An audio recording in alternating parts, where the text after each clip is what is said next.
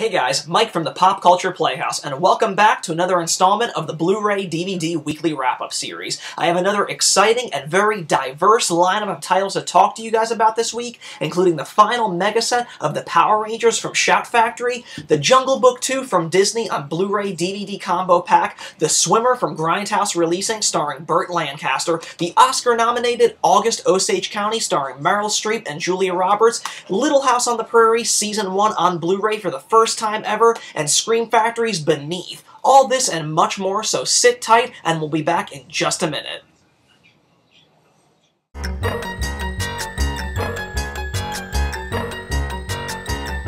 Alrighty guys, and welcome back to the Blu-ray DVD Weekly Wrap-Up. The first title that we're going to be talking about is most likely my favorite one of the entire bunch, and it's the final mega set of the Power Rangers, available from Shout Factory on April 1st. Now in this exciting 22-disc, 166-episode collection, you're getting seasons 13 all the way to 17. Now kicking off with season 10, Power Rangers Wild Force, that's when Disney took over ownership of the Power Rangers mid-season, lasting all the way until season 17. Now, in this impressive final mega set from Shout Factory, you're getting basically the remaining bulk of those Disney-produced seasons, starting with Season 13, which is Power Rangers SPD, onwards to Season 14, Power Rangers Mystic Force, Season 15, Power Rangers Operation Overdrive, Season 16 with Power Rangers Jungle Fury, and finally Season 17 with Power Rangers RPM, the final season that Disney produced under that banner.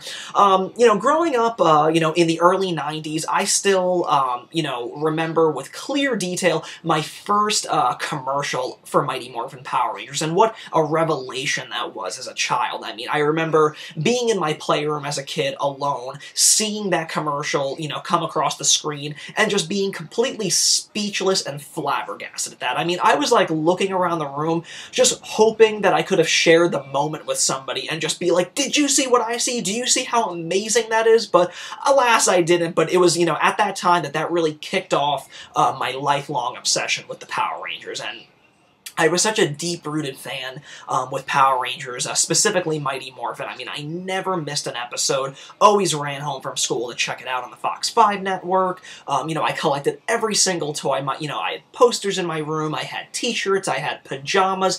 I was just such a dedicated, fan of that franchise. I still am today, but, as we grow up, I kind of started to lose interest with the Power Rangers shortly after Power Rangers Zeo, right as about Power Rangers Turbo was starting, and I just specifically remember falling out of it because I was not a car buff. I know that there were, kids grew up loving cars or Hot Wheels or something, and I really had no interest for cars or motor vehicles, still don't to this day. So once Power Rangers was kind of shifting into, a bit of like, a car kind of, just coming at it from like a car sensibilities, I lost interest a little quickly in that, and of course I was kind of entering middle school, so my interests were slightly changing, and Power Rangers didn't really have a spot in my life. So stupid 6th grader at the time, but of course throughout the years I really kind of rediscovered my love for the brand and really got caught up with the seasons. But of course growing up with Mighty Morphin and Zeo, those seasons really hold a special nostalgic place in my heart. I really hold those seasons deeply. But Shout Factory has done a tremendous job, with the Power Rangers brand since, working with Saban and putting out everything in the Saban library, not just Power Rangers, but VR Troopers, Big Bad Beetleborgs, which we're hopefully going to see the final volume of someday, and of course Ninja Turtles, The Next Mutation. So they've done a really phenomenal job. I mean, the best job that any fan that grew up on Saban's properties could have asked for. But, in particular, they've done just a phenomenal job with the Power Rangers brand, coming out with the first 2 mega sets of Power Rangers, and then seasons 4 through 7, following through with the last mega set, and then right here, this is going to be the final mega set consisting of seasons 13 through 17. And of course, they also have that limited edition, limited to just 2,000 pieces of the Red Ranger helmet consisting of the first 20 years of the box set. Thankfully, my lovely fiance picked that up for me as a birthday gift this year, so that is sitting proudly in my room. But, I really enjoyed picking up the mega sets, and I really dig the style, that really like metallic cover art, so I was really happy to get this one and kind of complete my mega set collection because, you know, just really admiring that cover art. The artist that they hired was J.C. Alcantara. I hope I'm not butchering his name there, but I think that he's done such a wonderful job with these cover arts, and honestly, this is my favorite one of the bunch. You know, even growing up as a Mighty Morphin fan, this is definitely my favorite cover art of the bunch. I just like, you know, all the designs of the Rangers on there. I like, you know, the placement, the color scheme. I really like on the bottom that, you know, really phenomenal usage of like those, you know, those lightning and thunder bolts. I think that this is just really spot on, and JC has just done a remarkable job on all of these cover arts. It really just, you know, captures the spirit and the tone of Power Rangers, you know, and just really sells it, you know, to the core. It's fantastic.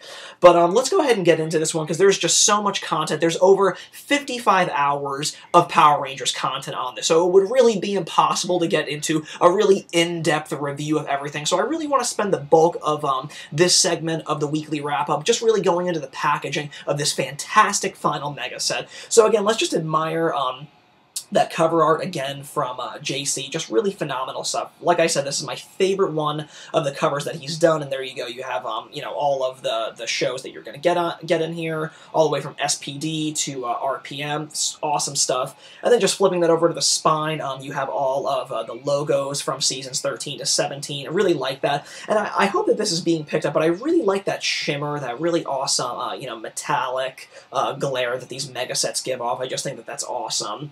And then flipping that over, you get some cool screen grabs, you know, from a villain from one of the seasons. You get, you know, a few of the Rangers from a bunch of the other seasons, you know, just going into the show, and then some of the great bonus figures that you're going to find in this mega set, which we'll get into in just a minute. But then when you take start taking these one out, we'll start off with, of course, season 13, and this is Power Rangers SPD, the complete series. Really cool design there. Nice little pink cover. And then inside you have all of the episode listings over all the discs there. This is a 5-disc set. You know, retaining a really nice pink cover art there throughout all of them. And then moving onwards to Power Rangers Mystic Force, which is season 14. We get a green cover this time. And again, you get a list of the episodes with, of course, the discs again. This is a 4 DVD set for this season. Moving onwards to Season 15, Power Rangers Operation Overdrive, you get a yellow cover this time with some great images of the Rangers. Give you a shot of the back this time, one of the villains, and then of course the Rangers with their helmets off. Cracking this one open, again you get you know, the episodes listed right there. Again, this is also another 4 DVD set similar to Mystic Force, utilizing some yellow cover art there, and the logo right there in the back. And then following this through all the way to Season 16, which is Power Rangers Jungle Fury. Cool red cover art, Rangers looking really awesome there. And then cracking this one open, episodes on the side as normal. Another 4 DVD set, this time using red discs to kind of mimic that red cover art again. And there's that great Jungle Fury logo again. And then on the way to the final season in this mega set, which is Season 17, Power Rangers RPM, utilizing a blue cover. Give you another shot of the back on this one. A villain, the Rangers again out of uniform. And, of course, again, you have the episode listings right here. Another 4 DVD set utilizing some blue cover art there. Really nice. And then once you get to the back, you get that Power Rangers RPM logo staring back at you. And then you also get, like I was mentioning, some great bonus features in here in a separate disc. And this is the Power Rangers bonus disc, some of the Rogues gallery of the villains that you're going to be finding within the seasons of this mega set. And nice shot of the back there with some more screen grabs of villains and the Rangers. But on the bonus features, again, get some great stuff like all that Shot Factory's been, you know, kind of throwing on all these great mega sets. And on this one, you have a Mad Props feature, which is the prop master Mark Richardson talking about, you know, a look back with the cast and crew on the props of the Power Rangers. You get a Rangers on Set featurette, Ranger Tales, where the cast members recall their time as Power Rangers. You get a Collect 'em All featurette, which is really cool. The fans of the franchise show off their favorite Power Rangers toys and collectibles, of which there are many people on the internet that have them. Really awesome stuff to see in that one. You get an SPD Rangers Want You featurette, special messages from the Mystic Power Rangers, the Mystic Force Rangers, excuse me, Mystic Force Forces of Nature featurette, Operation Overdrive files, and even more. I'm just going to crack open this so you can get a shot of the disc itself. Pretty cool stuff, but again, you know, Shot Factory spared, you know, no expense, throwing on some really great bonus features for this final mega set. And then finally, you get another great booklet utilizing that awesome cover art that JC had illustrated. Shot of the back there of all the, the vast credits that worked on this box set. Then just to give you guys some shot of the inside. These booklets are really great. I mean, they really go into a lot of stuff like character bios, of course, episode breakdown and synopsises, and then, of course, some really, really great pictures throughout all of the seasons. There's a great shot, actually, right there that I'd like to showcase. Really awesome stuff. So this is a really nice, thick, sturdy booklet, just kind of, it's a good way to keep track of, all the episodes that you've watched, just to keep yourself, on cue with everything, because I know it can get overwhelming, cutting through and trying to remember which episode you left off on. So really great stuff. But, if you grew up on the original Power Rangers and are still a dedicated fan, then these Shout Factory mega sets are definitely the way to go. Shout Factory's handled this brand with so much, passion and dedication, and it's everything that every Power Ranger fan could have possibly asked for. So be sure to pick up this final Power Rangers mega set consisting of seasons 13 through 17 on April 1st. Alrighty guys, and the next title that we're going to be talking about is one of my favorite films from the 1960s, and it's Burt Lancaster in The Swimmer, available right now from Grindhouse Releasing. Now, The Swimmer first came on my radar back when Grindhouse Releasing originally announced it, and finally they have issued it out in a beautiful new 4K restoration. It looks breathtaking, but after finally seeing it, it quickly kind of, headed up to the top of my favorite films from the 1960s, and it's really kind of done that thanks to Burt Lancaster's unbelievable performance. I mean, it is an absolutely unforgettable performance and a very haunting movie to boot. It deals with Burt Lancaster playing a man named Ned Merrill, and he decides to take complete control of his own destiny and takes it upon himself to kind of navigate the suburban nightmare of, his rich East Coast living, and decides to swim back to his house pool by pool, within the, the various swimming pools that people own within this, very luxurious and rich community that he resides in.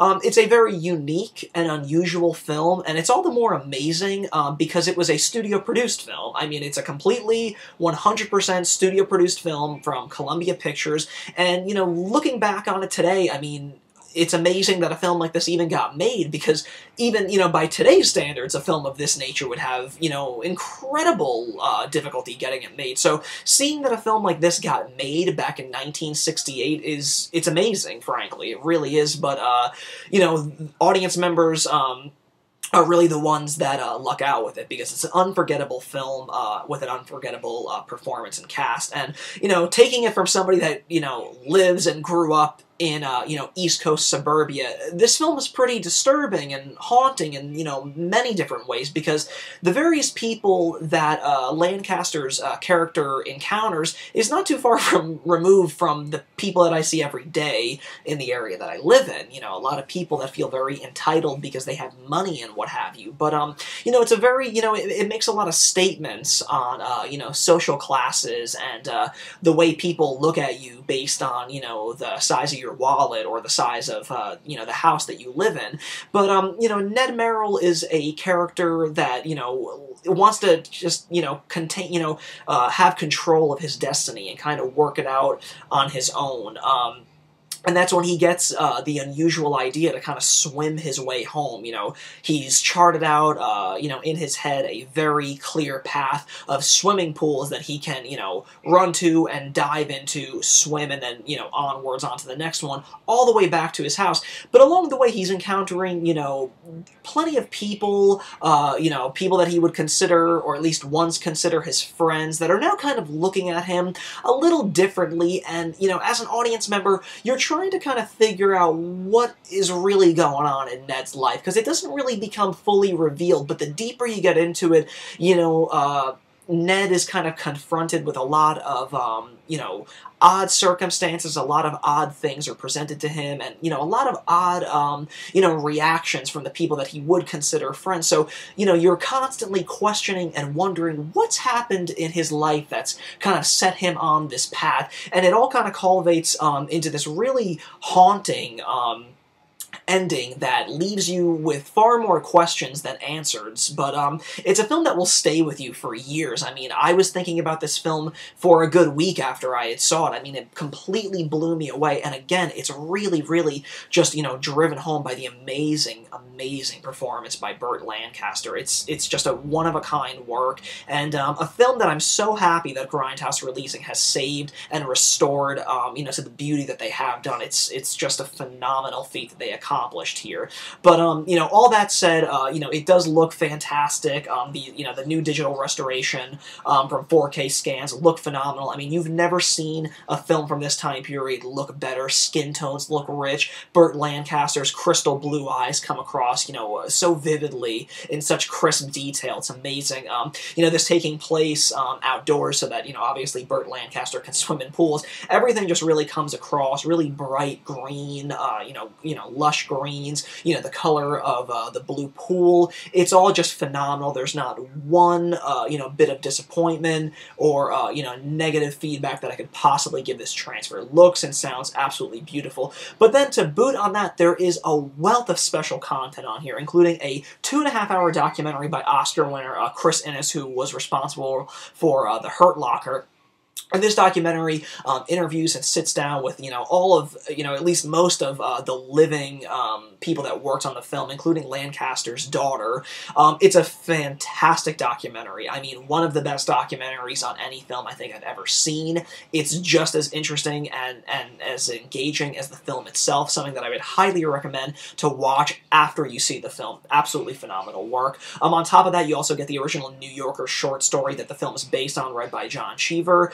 You get liner notes by legendary director Stuart Gordon. You get rare production stills from the alternate lost scenes, an extensive stills gallery, trailers, and TV spots, and tons of other stuff. But let's go ahead and check out this awesome cover art. I really love this hand-drawn, painted design here. Really awesome. Burt Lancaster got into incredible shape, was coached by a UCLA swimming coach to get into the shape that he was in to, you know, pull off all the swimming that would be required for the role, and it's just shown so well in this cover art there. Flipping this around to the back, you get a description of the film, as well as all the bonus content that I just discussed. Awesome stuff. And then when you crack this one open, you get a shot of a Blu-ray and DVD. I'm going to take that out. This is the liner notes that you're going to see here. There you go, you get some Blu-ray DVD combo action. And then in this, like they mentioned, this is the liner note booklet. Really nice work in this one, too. And you get The Haunting of Ned Merrill liner notes by Stuart Gordon, which I would also highly recommend. It's a really good read. And then you also get another one, Downstream Swimmer by Chris Innes, another great read that I highly recommend everybody check out once they get the chance. Really, really, really thorough stuff with some cool alternate poster art, some screen grabs, from the film itself, and then all the way on the back you get a chapter breakdown of the film. But like I said, this came onto my radar thanks to Grindhouse Releasing, picking it up for, as an acquisition, and now finally seeing it, it's quickly become one of my favorite films of the 1960s. Burt Lancaster's performance is one of a kind, and it's a film that will haunt you for some time in, a very odd way. It's just going to do things to you and, really keep you guessing, and, it's going to make you question a ton of things about the film, but you might not get all the answers, but boy, does it leave you with such a rewarding viewing experience. It's a phenomenal film, so definitely check this out right now. It's available from Grindhouse Releasing. Okay guys, and switching gears quite a bit, the next title that we're going to be talking about is No Holds Barred, available from Image Entertainment on April 1st. Now I feel growing up, every boy kind of goes through that wrestling phase, and growing up in the early to mid-90s, I was a huge WWF fan. Always tuned in to Monday Night Raw, Sunday Night Heat. I would, try and see as many as the pay-per-view specials, or at least run over to any friend's house who was ordering it to check them out. I had a wrestling ring, I had tons of toys. Big fan, growing up at that point in my life. But, at the time that this film came out in 1989, it was still WWF for starters. And this is at a time when, big-time wrestlers were kind of getting drawn to the allure of Hollywood. Roddy Piper had done it, and They Live, and Hell Comes to Frogtown. And Hulk Hogan, who was, without question, the biggest superstar in wrestling entertainment at the time, and is still huge, in the wrestling business today. was slowly kind of making his way there, and of course, as we all know, he would go on to star in quite a few films for Hollywood. But No Holds Barred, came out at the tail end of the 80s, and it stars Hulk Hogan as a fictionalized wrestler known as Rip Thomas. When he rejects an offer from an evil, network exec to join his new network, the evil henchman decides to come up with, a competing show called the Battle of the Tough Guys, where guys just kind of beat the living crap out of each other with no rules and just for a buttload of money. And at that point, the evil henchman kind of comes across a murdering ex-convict known as Zeus, who's played by Tiny Lister. He would go on to play Debo in the Friday films. And when he becomes the victorious one of the Battle of the Tough Guys and decides to rough up Rip's younger brother to kind of con him, to kind of have a battle with him for the title, Rip has no choice, to kind of go head-to-head with Zeus, and they're kind of pitted in this no-holds-barred, pun intended, battle to the end. There's no way around it. This is a cheeseball film, and I loved every minute of it. It's just so over the top. I mean, it's taking an already over the top, piece of entertainment like, wrestling, and just kind of cheesing it up that much more. It's just so funny to me watching this because, people like Hulk Hogan, they're putting on a show every night. They're putting on a show every night. Everybody knows that, and they're good at it. They're absolutely great at it. But it's just so funny when, you see somebody like Hogan who does this every night and really plays his character really well. You bring it over to, Hollywood, and you're in front of cameras and doing takes, just how much more he hammed it up, and it just, oh man, did it add to the cheese factor. I mean, this is just some incredibly cheesy performances, but it just adds to the kind of allure that, a fictionalized wrestling movie made by Hollywood would. But I had so much fun with it. Tiny Lister, who plays the murderous ex-convict Zeus, is just as funny, too. I'm not 100% sure, but I know that this was a really early role for him. It's probably one of his first films, and he's hilarious. Absolutely hilarious as this really, huge, muscular, demented, ex-convict. He's just got this crazy stare in his eyes, and he makes some of the funniest facial expression in this film. It had me rolling on the floor, dying at what he was doing, presumably for intimidation, but it just, had me dying on the floor with what he was doing in this film. So really funny stuff. If you're a fan of wrestling, and, still a lifelong fan of it, No Holds Barred is definitely something that you're going to want to add into your collection, because this is the first time that it's ever been made available on the Blu-ray format, and it looks really good, to be honest with you. There's a nice grain structure going on. Skin tones look really good. There's a lot of perspiration, obviously coming off people like Hogan and Zeus's face, and that comes across really clear.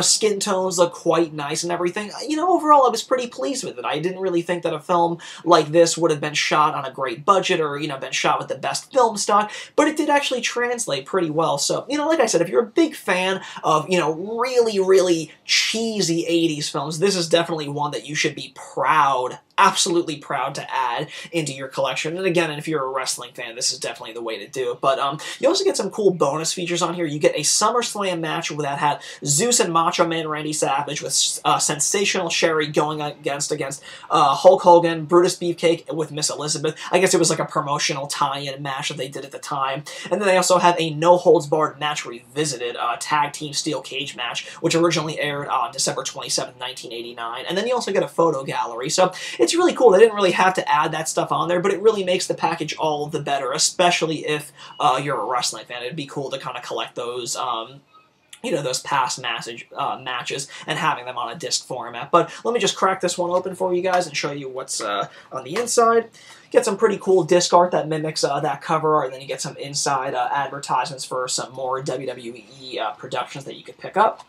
But, overall, I had a really good time with this one. It's just cheesy to the max, and I love films like this that never take themselves too seriously, because, quite frankly, a film like No Holds Barred, you're not going to be able to take seriously. But, like I said, if you're a big fan of Hogan and wrestling growing up, this is definitely something that you're going to want to add into your collection. It's going to be available April 1st from Image Entertainment. Okay guys, and the next title that we're going to be taking a look at is the sole horror release for this week's weekly wrap-up, and it's Beneath, available right now from Scream Factory. In Beneath, it deals with a group of graduating high school students who decide to take a trip to the remote Black Lake for a day of partying. But it quickly goes wrong for them when something beneath the surface of the water is picking them off one by one, resulting in a living nightmare for all of them.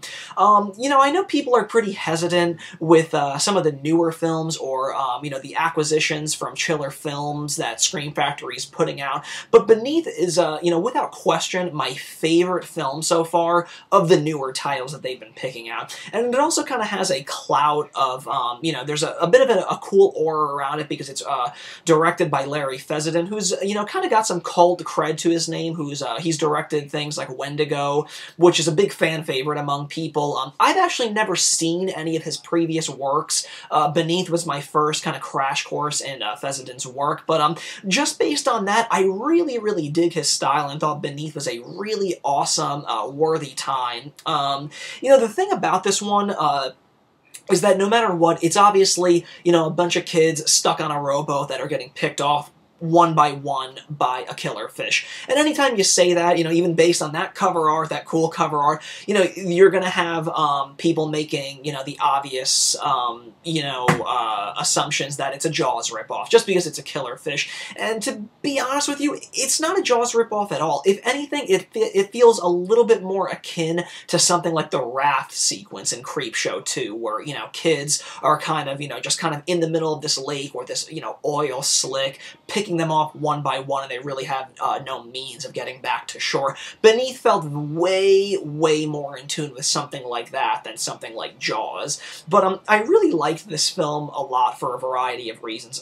First off, I liked all the actors in it, which is saying a lot, because a lot of, you know, the younger actors that appear in films like this by, you know, especially today's standards, they never really feel genuine. They always kind of feel like they're acting.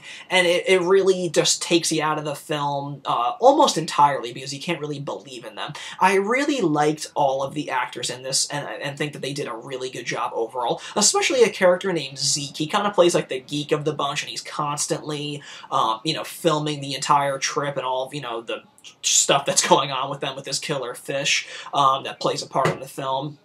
But, yeah, I really liked his performance. I really thought that he brought a lot of emotion to it.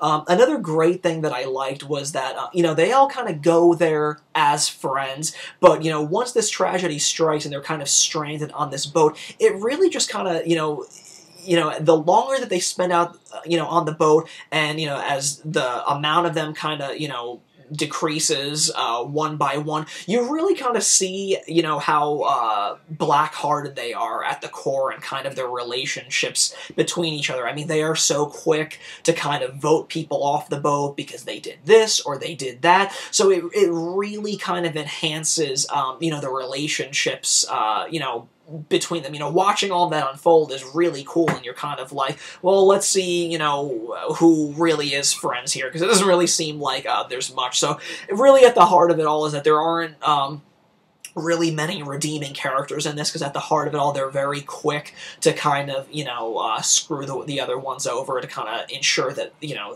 they are the sole survivors or something. But I like that. It was a nice kind of change up from, you know, the typical, you know, kind of trends that horror films or, you know, slasher films kind of possess. So this was a nice change up. I really liked and appreciated that in that. And, you know, finally, one of the things that I most appreciated about is the design of the killer fish itself. It was done practically. There are some usages of CG in it, you know, most noticeably, I guess, with his eye and some other brief moments, but for the most part, this was done practically, and it looks really cool. I really liked kind of like the prehistoric look and design of the teeth and the spikes that are on it. Really well done. I thought that it was really awesome stuff. But, you know, overall, I had a really good time with this film. A lot better than I was expecting. I guess going into this, I kind of expected a cheesy Jaws ripoff, you know, set in 2013, but it wasn't like that at all. It was a lot better better, much, you know, more well acted than I could have expected. You know, some genuine cool jump scares and some really cool kills in this, for sure. But, you know, like I said, if you're a fan of Larry Fessenden's work, I know he's got a cult following with, you know, his previous works. Beneath is something that I think is going to please a lot of people that dig his work. And, you know, anybody that's kind of looking for some newer horror that, you know, is actually worthy of a recommendation, Beneath is definitely one of those things. And like I said, I know, being a very, very big Scream Factory enthusiast, I know that a lot of people are hesitant to kind of try out the newer films. You know, they've done such a good job with, you know, a lot of cult and, you know, classic horror films, but I really encourage people to try some of the newer stuff out. Beneath is definitely my favorite of the newer titles that they've acquired, so I really recommend checking this one out. But all that said, let's go ahead and check out the packaging. Some really cool artwork on that one with that killer fish there. Flipping this one over to the back, a description and a ton of great special features on there. This is actually one of the most beefed out editions for a newer film from Scream Factory that I've seen. You get an audio commentary by the director and Graham Resnick. You get a look behind Beneath, making the fish movie, which is like an hour-long behind-the-scenes documentary, which is really well done. A theatrical trailer. You get a Fessenden on Jaws featurette. From the web, What the Zeke featurette, which is kind of that character Zeke that I mentioned earlier. It's kind of him in character, kind of, you know, playing these little featurettes. And then you also have a What's in Black Lake featurette. So it's a really stacked edition as far as special features content goes. So really awesome stuff.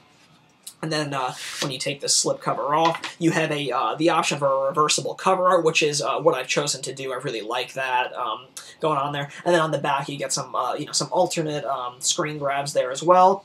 And then when you crack this one open, you get some Blu-ray disc art, and you also get a digital copy code, which Scream Factory doesn't do that too often, but with some of the newer Scream Factory acquisitions, they have been, so it's really cool that you get that on there. But like I said, if you're a big fan of Larry Fessenden's work, or if you're just jonesing for, you know, some worthy, newer horror, you know, films, this is definitely one that I would recommend. And for those of you that have been hesitant to kind of chomp into some newer acquisitions from the Scream Factory line, I would definitely encourage people to check out Beneath. It's a really fun time, and I think it'll definitely catch quite a few of you, you know, off your feet. I had a really good time with this one. Definitely more in tune with the Raft segment from Creepshow 2 than something like Jaws. So definitely keep that in mind when you check this one out. It's available right now from Scream Factory.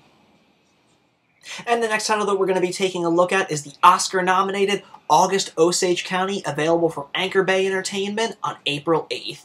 Now, in this film, it deals with the Weston family, who are all called back together to the house that they grew up in when a family crisis occurs, and they need to kind of hark back to their, you know, their childhood home in Oklahoma to deal with their very, very dysfunctional, grieving mother, played by the always fantastic Meryl Streep.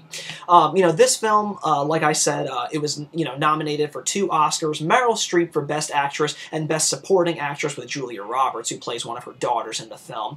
You know, I didn't really know a whole lot going into this one. I remember, you know, the Oscar buzz surrounding it, who it was nominated for, but I don't even really remember seeing advertisements when, you know, it was playing theatrically and whatnot, but kind of just giving this a quick browse, seeing what it was about. Thought it was up my alley, and I wanted to give it a, you know, kind of give it a gander, and I'm really happy that I did, because it's a really, really well done, you know, drama. It's very moving, touching, you know, it's very, you know, there's a lot of black comedy throughout it, but, you know, it's all kind of, you know, handled so beautifully by this incredible ensemble cast with, you know, the eye of the storm being Meryl Streep, who kind of just, you know, her amazing, amazing performance in this one just kind of orchestrates everybody else around her, and everybody else's performance just kind of shines a little bit better with Meryl Streep being at the core of it all. But, you know, everybody, like I said, does really wonderful in this one. Meryl Streep, nominated for the Best Actress, lost out on it, frankly, because I think they're just kind of tired of giving Meryl Streep Oscars. I mean, she is, you know, even at her age, she still kind of delivers, you know, performances that are unbelievable. I mean, you know, an actress of, you know, her career highlights and all the awards that, you know, she's achieved in her career. It's amazing that she can still turn in performances like this year in and year out. You know, the woman that she plays in this one is suffering from mouth cancer. You know, she's grieving at the loss of her husband. You know, and then when all of, you know, her kids, you know, her 3 daughters are kind of called in along with her sister and brother-in-law and everything. You know, her erratic, you know, pill-popping behavior really just kind of comes out like a wrath on everybody. She's hot and cold one minute. I can only imagine just, you know, how tiring and exhausting, you know, performing this character must have been, because, you know, she just can, you know, she turns her emotions from 0 to 60 at the drop of a hat, and then can become so, you know, loving and honest, you know, at the blink of an eye. It's an amazing performance, and it's really easy to see why she was nominated, although it's not so easy to understand why she lost, but it's an incredible performance. And Julia Roberts, who was also nominated for the Best Supporting Actress award, does another fantastic performance. I mean, it's really rare that you get to see Julia Roberts kind of turn in performances like this, because, you know, while she's, you know, obviously been able to handle, you know, a little bit, you know, roles that are outside of her comfort zone, like Erin Brockovich and whatnot, I still kind of feel like she's still labeled as that actress from Pretty Woman, you know, from 1990, but she really can, you know, handle and deliver some really great roles, and this is definitely one of her finest roles in years. I thought she was really great. She really brought a nice gravity and strength to, you know, Meryl Streep's amazing performance. It was a really nice counterbalance on the two. Like I said, they're actually, you know, they're surrounded by a great ensemble cast. Juliette Lewis, who plays one of the other sisters, which I don't even think I've seen her in anything since Drew Barrymore's Whip It, but she's really good in a very subtle performance. Abigail Breslin is in this, playing Julia Roberts' daughter. Ewan McGregor is in it, playing Julia Roberts' you know, recently separated husband. You get Benedict Cumberbatch from Star Trek Into Darkness. You get Chris Cooper, who, you know, from American Beauty, and most recently The Muppets, who is fantastic as Meryl Streep's brother-in-law. Just an incredible cast that, you know, handles this, this play brought to the screen with such elegance and such class. It's, you know, it's just a film choked full of amazing performances at every corner, and while it deals very much with a lot of heavy subject matter, there's no denying just how great and impactful, you know, the finished product is. So I would highly recommend checking this one out when it becomes available April 8th. But you also get a slew of special features on this disc, including a feature and deleted scenes commentary with director John Wells and the cinematographer. You get a Making of August Osage County feature, which is like a 20-minute behind-the-scenes look, and the cast and crew kind of doing press for it at the time of, you know, its release and its Oscar buzz. And you also get a featurette on writing with Tracy Letts. He was the screenwriter, and it's his play that was adapted for this film. But like I said, powerhouse performances with a lot of heavy and dramatic subject matter, but a really pleasing, you know, experience to be had. If you want to see a film that really showcases really the true art of acting, look no farther than Meryl Streep's performance in this one. I mean, it's absolutely amazing. There is a really notable dinner sequence in this one that's just amazing. I mean, she just commands the screen in this as the entire cast kind of looks on, but that truly is the art of acting in this film. But definitely check out August Osage County when it becomes available from Anchor Bay Entertainment on April 8th. Alrighty guys, and the next title that we're going to be taking a look at is available right now from Lionsgate, and it's Season 1 of Little House on the Prairie. Originally debuting in 1974 and capturing the hearts of millions, this timeless show lasted a whopping 9 seasons before getting canceled in 1982. Based on the Little House books written by Laura Ingalls Wilder, this show focuses on the Ingalls family in the late 1800s as they kind of navigate their way around the world to make a better life for their 3 daughters, you know, moving from Wisconsin all the way to Kansas before finally settling in Minnesota. And all along the way, it's a rough living, you know, kind of building your own houses, you know, moving along with, you know, 3 young daughters, building your farmland, hunting for your game. It's a rough living, but these, you know, this loving family really, you know, stick to their guns, stick to their beliefs, their faith, and, you know, they just really hope for the best in this new world that they're living in.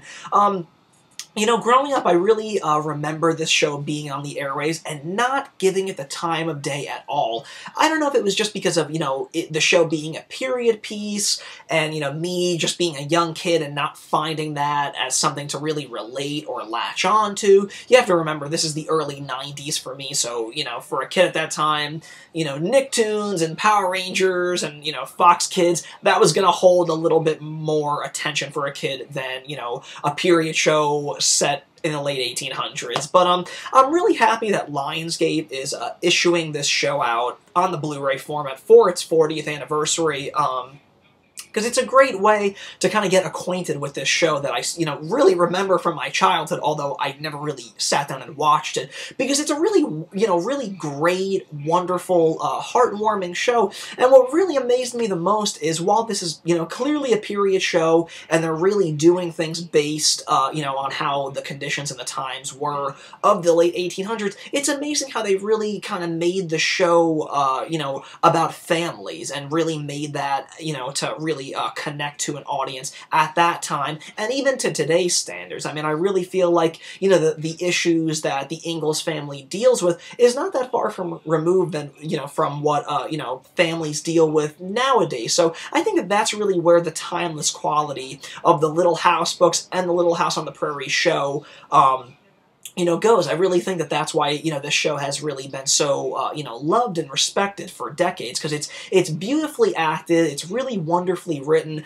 and, you know, the camera work in this show, you know, obviously shooting on location and stuff, it's really breathtaking. I mean, some of the cinematography on this one is just, it's really amazing. I mean, it's a beautiful feat to have seen a show like this, you know, on a weekly basis, and, you know, you don't see shows like this made anymore. I mean, it's a beautifully shot, really, really well-adapted television show. So I'm thrilled to see that Lionsgate is taking a chance on the Little House on the Prairie and putting it on the Blu-ray format to boot. Because while we have seen how shows like The Twilight Zone and The Dick Van Dyke Show translate well to the Blu-ray format, this is the first time, at least to my knowledge, that I can remember that, you know, at least an older show that was filmed on film and in color has made the leap to Blu-ray, and boy does it look breathtaking. I mean, you know, you really get to appreciate, you know, these vast green hill settings that they're in, you know, the rivers that they're in, you know, great skin tone in here.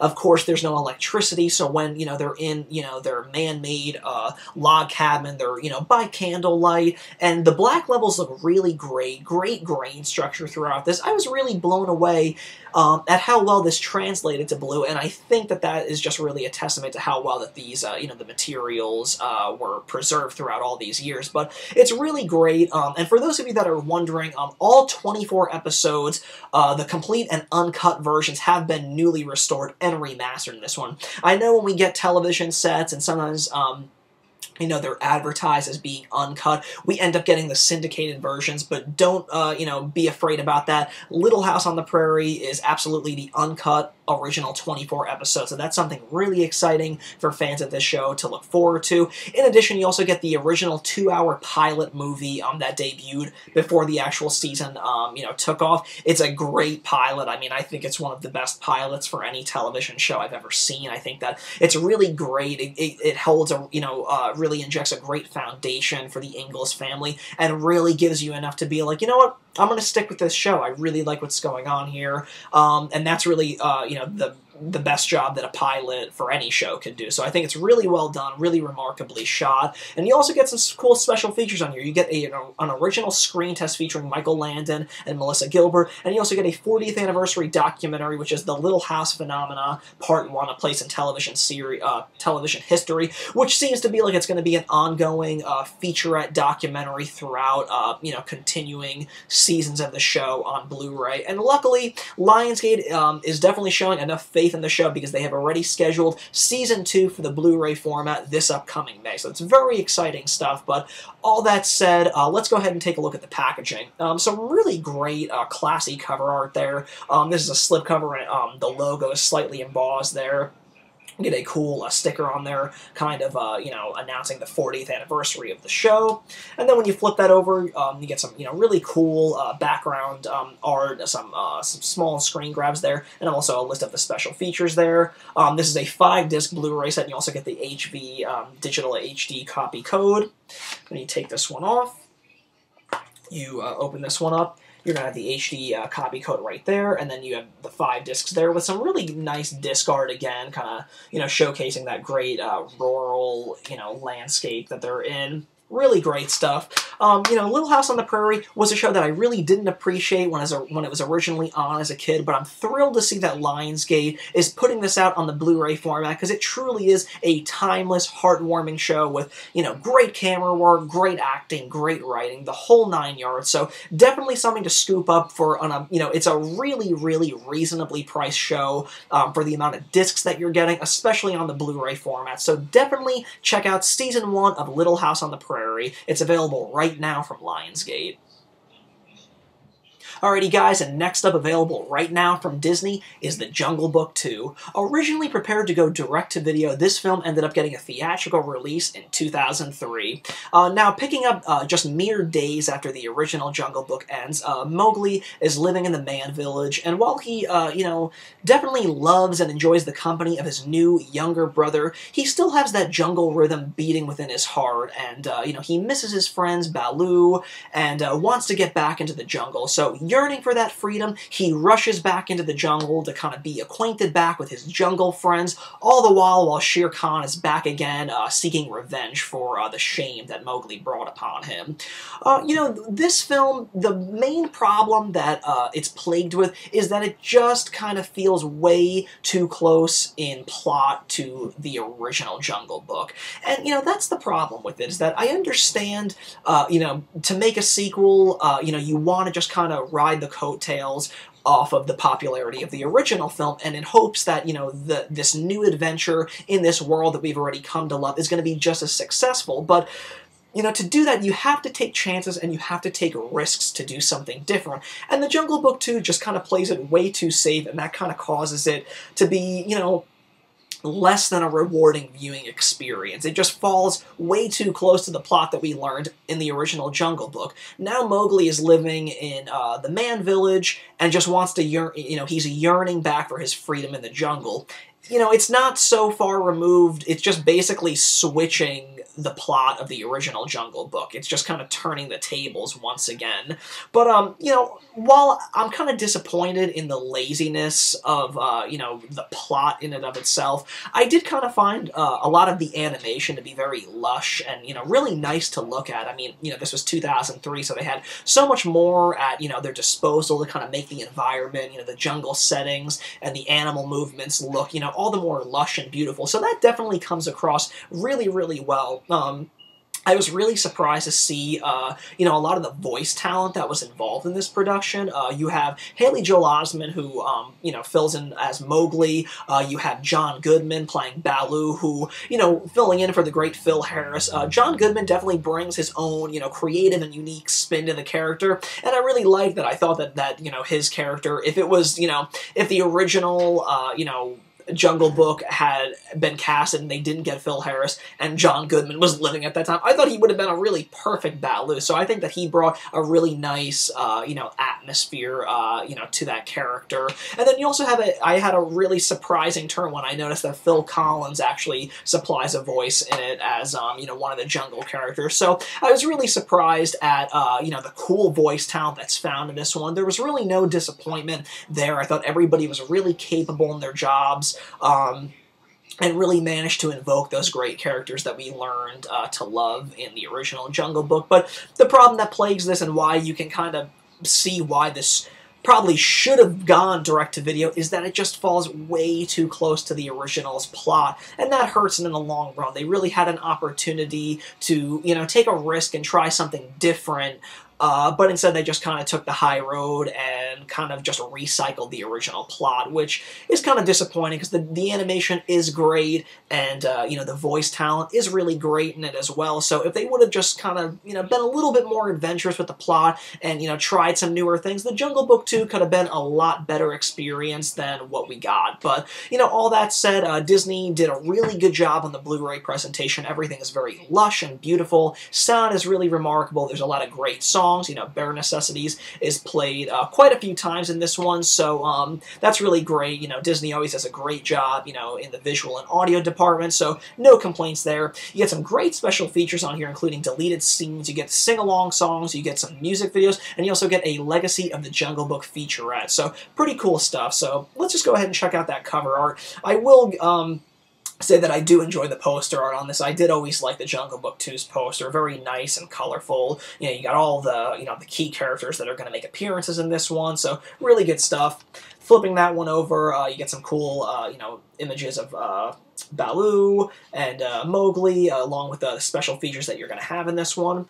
And then when you take this great slipcover off, again, you have the same cover art.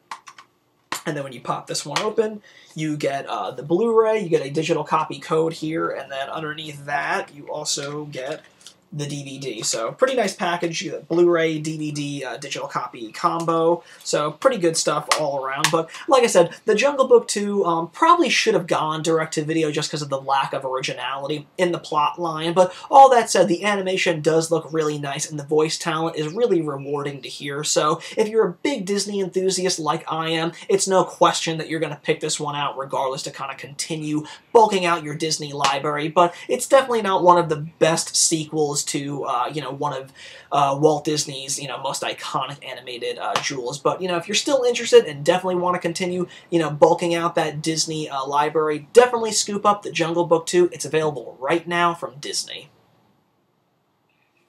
Alrighty guys, and the next title that we're going to talk about is yet another Disney one, and it's the Hippity-Hoppity-Roo edition of Winnie the Pooh, Springtime with Roo. This 2004 direct-to-video feature focuses on Rabbit, who plays the Easter Bunny every year, but this year insists that it's spring cleaning day, and he puts the entire gang to work scrubbing, dusting, and cleaning the entire 100-acre wood. Everybody's pretty disappointed in the lack of holiday, especially Little Roo. It isn't until Rabbit decides that putting others before him and showing his friends how much they truly mean to him that the holiday will once again be a memorable one. Now, this direct-to-video film, I actually quite enjoyed it a lot. You know, that's the one thing about the Winnie the Pooh films, is that they've never really been afraid or shied away from, you know, showcasing stories that aren't so, you know, Winnie the Pooh centered. I like that Tigger got his own movie and Piglet, and it's always fun to kind of, you know, shine the light on other characters in the 100-acre wood. I always like that, whether they be feature films or in direct-to-video efforts. The Winnie the Pooh franchise has never been afraid to do that, and Winnie the Pooh's Springtime with Roo is no exception, really making this a story that's much more focused on Rabbit and Little Roo. I mean, everybody else just really plays, like, you know, background bit players. And, you know, there's some characters that don't even, you know, appear in it, like Christopher Robin. So it's really cool that to see people, you know, get taken out, or, you know, others like Winnie the Pooh or Tigger that are always so kind of at the forefront of so many of the Winnie the Pooh stories, taking a backseat for people like Rabbit and Little Roo. But, you know, going into this one, I didn't even really know that it was an Easter-centered film. I just kind of thought that it was a film more about springtime and the season and what have you. So it was kind of cool to kind of walk into this one blind and seeing it that it's really an Easter-centered story, and a pretty fun one at that. I mean, I'll definitely admit that Rabbit's motivations for not wanting to play the Easter Bunny this year are, you know, a little silly, but, you know, it's a Winnie the Pooh tale, and, you know, whatever helps get it from A to B in the context of the story is gonna do. But it was a little bit of a weak reason why Rabbit feels the way he does about not wanting to play the Easter Bunny. But, you know, a direct-to-video film like this, it's really more about, you know, the breezy runtime, which this one has. I think it clocks in at about 65 minutes, and it's really complemented by some really great animation. I mean, the Winnie the Pooh films have always had a great animation style, which I've always really admired, and this one, you know, taking place around Easter and springtime, it really has, you know, the opportunity to play in some really nice Easter-based colors, some great pastels, and really, you know, it looks really phenomenal on Blu-ray. I think it just really, you know, pops off the screen, all these vibrant Easter Easter egg colors and, you know, baby-looking colors like baby purples and baby yellows. It looks really nice, and I think it made the leap to HD really beautifully. It looks wonderful. There's also some really great songs in this one that I had a, you know, really good time listening to. Overall, this is not the best Winnie the Pooh film by any means, but like I said, I just always like that this franchise, you know, this series of films has never been afraid to kind of put, their top shelf characters to the back seat while other of the, the side characters kind of get their moment to shine. And, this was one that I think, considering, the direct-to-video status of it and, the short runtime that it was, I think that this one was actually pretty decent. Overall, I definitely have my fair share of favorites in the Winnie the Pooh universe, but I did like this one for what it was, because there's definitely, like, not a crazy abundance of Easter-centered films and what have you, so I thought that Winnie the Pooh taking a stab in it worked out pretty well, so I like this one. I think that younger kids are really going to get a kick out of this one. I think the characters are funny as always, and it just has, a pretty, nice story to it with some really nice songs to boot, but, once again, Disney has done a really remarkable job in the visual and audio department. Everything looks really lush, vibrant, practically jumps off your screen, the clarity and the brightness of the colors. The songs, and the audio with the dialogue comes across clear as a bell. Not much in the way of bonus features. You get a get up and dance feature, which is really centered for little kids to kind of get up and mimic the dance moves that other kids are doing on the screen. So really not much in the way here, and, different compared to the Jungle Book 2. This is not a Blu-ray DVD combo. It's a Blu-ray digital HD combo. So let's go ahead and take a look at that packaging. Really like that artwork, really sells, the springtime kind of feel with Roo, kind of, having, flowers, flying in the wind with butterflies all around. Flipping that one over, some more vibrant, illustrations of the whole cast. And then when you take this slipcover off, you again have that cover art that mimics the slip.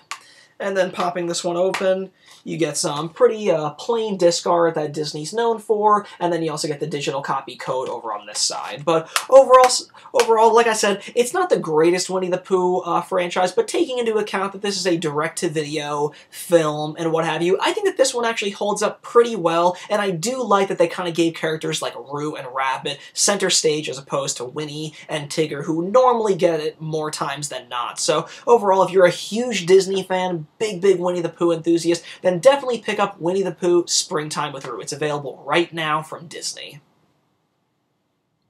Alrighty guys, and the final title that we're going to be talking about in this week's Blu-ray DVD Weekly Wrap-Up is Volume 1 of Dennis the Menace, available right now from Mill Creek Entertainment. Now this show originally debuted in 1986 and ran for 2 seasons of 78 episodes. This first volume consists of 33 episodes, so it's like the first half of Season 1. But for those of you that have never known what Dennis the Menace is, it's actually based on a really popular comic strip from many years back, and then Deacon Entertainment ended up creating a cartoon about it in the mid-80s. I grew up watching this show on the USA Network as a kid, and I always found it really good. It's about Dennis, who is this, very wildly imaginative, very, overexcited kid in his neighborhood who kind of gets himself into more mischief than he would care to admit. And his neighbor, Mr. Wilson, who Dennis always sees as a friend and a cunning spirit, is probably the one that's most annoyed by Dennis's behavior and his antics, and always ends up kind of, disrupting Mr. Wilson and whatever it is he's doing. But this cartoon, like I said, I had a lot of fun with as a kid, and it was a real joy to kind of revisit these old cartoons, thanks to Mill Creek Entertainment, and it still holds up pretty well. The one thing that I do like about this show is that it plays very much like a comic strip, very quick and to the point. Each episode is broken down into like 3 mini stories, so it feels always fresh. They don't run really any longer than 5 to 6 minutes each to take up the entire, 20-minute or so runtime that each episode originally aired for. So I like that they're very quick, very to the point. Dennis can find himself getting into, typical suburban antics right in his neighborhood, or, he ends up befriending, a crash-landing alien on planet Earth. It's always, stories that are very over the top, very juvenile, and, just fun. That's really the heart of it, is that it's a very fun show, and, doesn't really spare a lot of time for anything other than fun and really, quick and to the point story. So that's something that I think I always liked and dug with Dennis the Menace growing up, and, I even carried that love over when the live-action film came out, which is a film that I still watch to this day with Walter Matthau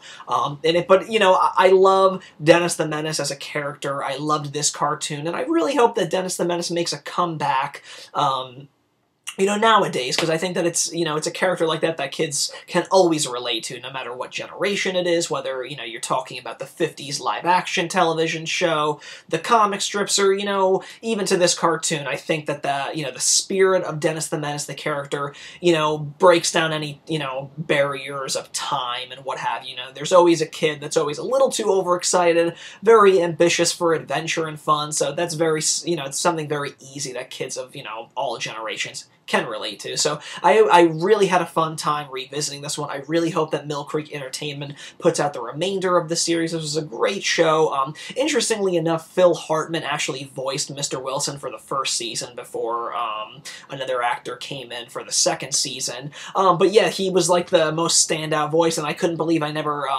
realized it, because it sounds nothing like Phil Hartman. I mean, he really puts in a really good voice to really make his natural voice like unrecognizable. But that was really like the standout name to me when I kind of was doing research about the history of this show, was that Phil Hartman actually voiced Mr. Wilson. But like I said, if you grew up in the mid to late 80s and remember this show, I think it still holds up pretty well. It definitely speaks to that nostalgic side of, your brain, but I enjoyed it for what it was. So all that said, let's go ahead and take a look at the packaging. Some very cool cover art with Dennis front and center with Mr. Wilson, and some neighborhood friends and his dog on the side. And then on the back, you get some cool, screen grabs from the show and all the characters front and center there. I don't know if I mentioned this before, but on this series, you also get 3 bonus music videos from various other cartoons, which is pretty cool. And then when you crack this one open, this is actually over 3 discs, and they're all stacked one on top of another, which is something that I don't really like that much, but this is a really budget-priced pack, so that's really, nothing to really complain too much about, considering the price point on something like this. But, if you grew up with Dennis the Menace and you're a big cartoon buff like I am, owning this one is definitely going to be a cool thing to have in your cartoon library. So definitely scoop up Volume 1 of Dennis the Menace. It's available right now from Mill Creek Entertainment. Alrighty guys, that about does it for this week's installment of the Blu-ray DVD Weekly Wrap-Up. Thanks again for tuning in, but be sure to come back next week for advanced sneak peeks at Scream Factory's sole April release with Dead Shadows, Nurse 3D from Lionsgate, Warner Brothers' upcoming Grudge Match starring Robert De Niro and Sylvester Stallone, and Camp Dread starring Eric Roberts and Danielle Harris from Image Entertainment. All this and much more, so sit tight and we'll see you next time at the Pop Culture Playhouse.